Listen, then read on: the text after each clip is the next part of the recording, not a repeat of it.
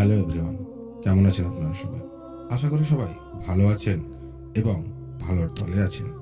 আমাদের ভূত আড্ডা চ্যানেলে আপনাদের সবাইকে জানাই স্বাগত। আমাদের এই চ্যানেলে আমরা আলোচনা করে থাকি অলৌকিক সত্য ঘটনাগুলি নিয়ে। আমাদের চ্যানেলে আমরা আজ থেকে একটি নতুন সিরিজ স্টার্ট করতে চলেছি এবং এই সিরিজটি হবে অডিও স্টোরি রূপে। এই সিরিজের মধ্যে আমরা আপনাদেরই পাঠানো অলৌকিক রহস্যময় এবং সত্য ঘটনাগুলি তুলে ধরবো।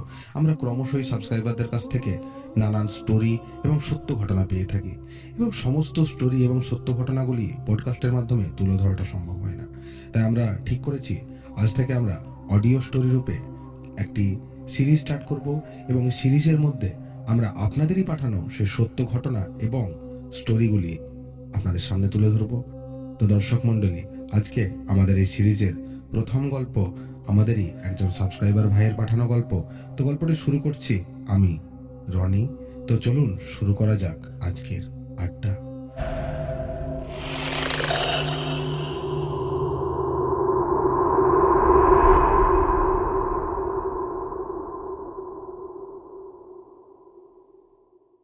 আমার নাম শুভ।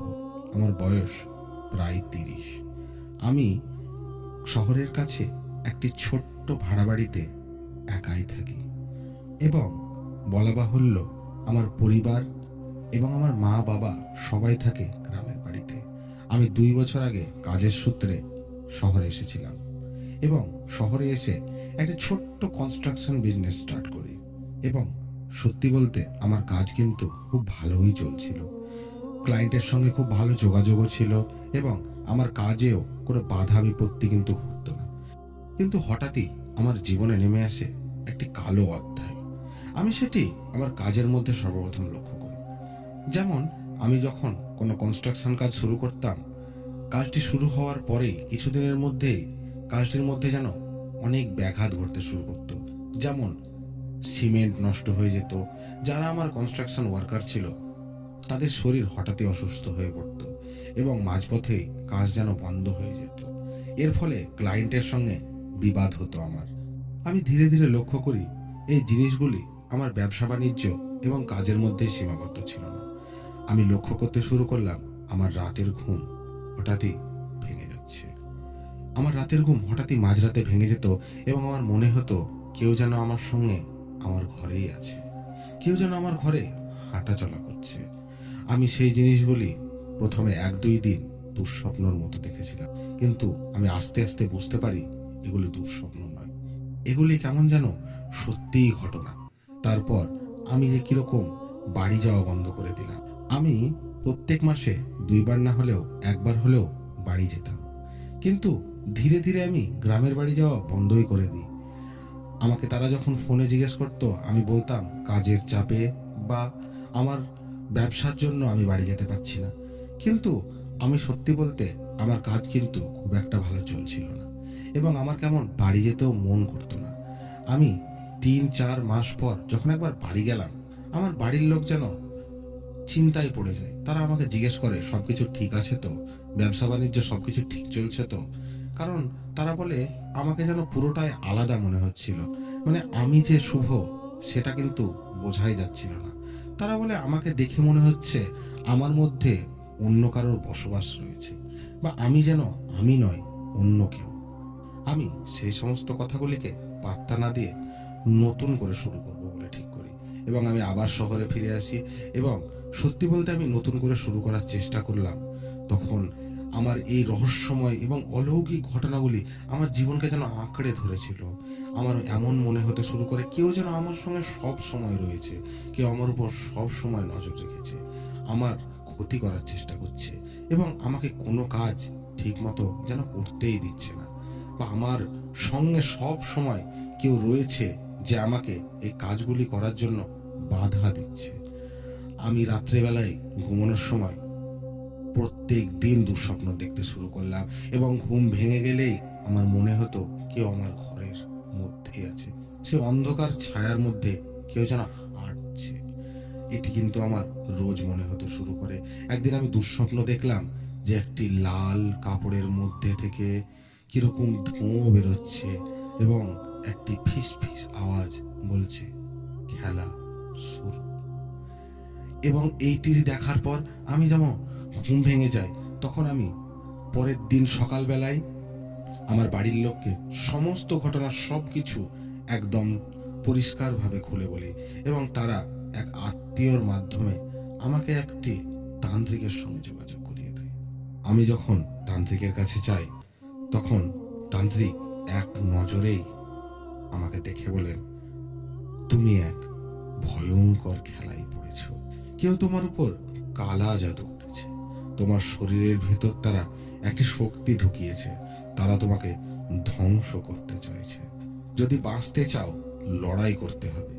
আমি বুঝলাম আমার জীবন শুধুমাত্র আমার একার নয়, অদৃশ্য শক্তি আমার চারপাশ এবং আমার ভিতরে বাস করেছে। আমি সমস্ত ঘটনা তান্ত্রিককে খুলে বললাম যে কোথা থেকে এবং কিভাবে ঘটনাগুলি শুরু হয়েছিল এবং কিভাবে ক্রমশ ঘটনাগুলি আমার সঙ্গে শুরু হয়।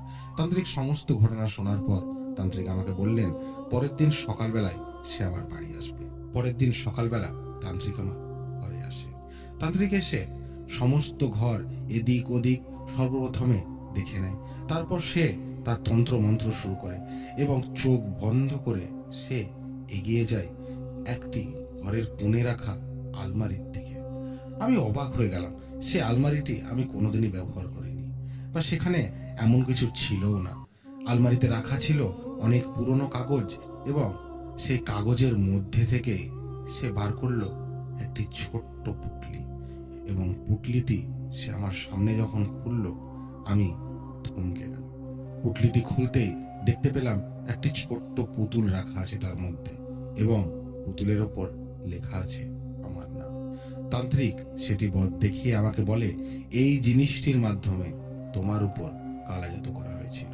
তারা এইটার মাধ্যমে তোমার এখানে আত্মা এবং নানান শক্তির দ্বারা তোমার ক্ষতি করার চেষ্টা করছিল। তান্ত্রিক পুতুলটি নিজের সঙ্গে নিয়ে যায় এবং যাওয়ার সময় আমাকে বলে যে তুমি একটু সাবধানে থেকো, কারণ আমি পুতুলটি নিয়ে গেলাম তার মানে এটা নয় যে তারা তোমাকে ছেড়ে দিয়েছে বা সেই আত্মাগুলি তোমার এখান থেকে পুরোপুরি চলে গেছে। এই কালা জাদুটি কে করেছে এবং কিভাবে করেছে সেটি না জানা অবধি তোমার উপর থেকে এই কালো ছায়ার প্রকোপ কখনো পুরোপুরি যাবে না। কিন্তু আমি এটি তোমায় বলতে পারি, যে সমস্ত অলৌকিক এবং রহস্যময় ঘটনাগুলি তুমি এই ঘরে থাকতে পাচ্ছিলে বা তোমার স্বপ্নে ঘটছিল, সেই জিনিসগুলি হয়তো আর হবে না বা তোমার ব্যবসা বাণিজ্যে সেরকম ব্যাঘাত কিন্তু আর ঘটবে না। কিন্তু তার মানে এটি নয় যে তুমি এখান থেকে পুরোপুরি মুক্তি পেয়েছো। তারা চাইলে আবার তারা তোমার ক্ষতি করতে পারে।